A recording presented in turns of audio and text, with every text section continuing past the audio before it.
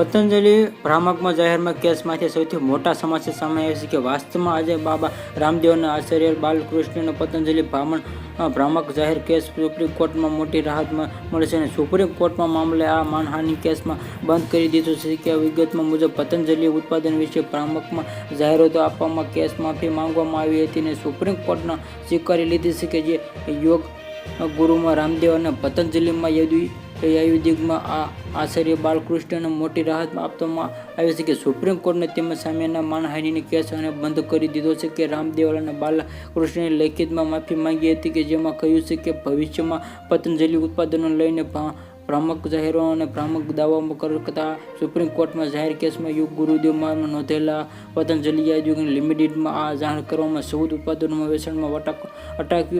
અટકાવ્યું હતું કે જેના ઉત્પાદન લાયસન્સમાં એપ્રિલ ઉત્તરાખંડ રાજ્યમાં લાયસન્સની ઓથોરિટી દ્વારા સસ્પેન્ડ કરવામાં આવ્યા હતા કે આ કંપનીમાં જીએસટી એમાં કોહલીમાં શ્રી સંદીપ અને મહેતાના ખંડપીઠે કહ્યું કે આ 5606 ફેન્સી સ્ટોકના પ્રોડક્ટ પાછી ખેંચી લેવામાં નિર્દેશ આપ્યો છે કે આ રાજ્યમાં રહેતા નાગરિકોનો ગુડ ન્યૂઝ સરકાર ઇલેક્ટ્રિક વાહનો રજિસ્ટ્રી ફરી કરી રહી છે કે માફ દૂર કરવા માટે આ બેન્ચે પતંજલિ આયુર્વેદિકમાં એફિડેવિટ દાખલ કરવામાં નિર્દેશમાં આપ્યો છે કે આ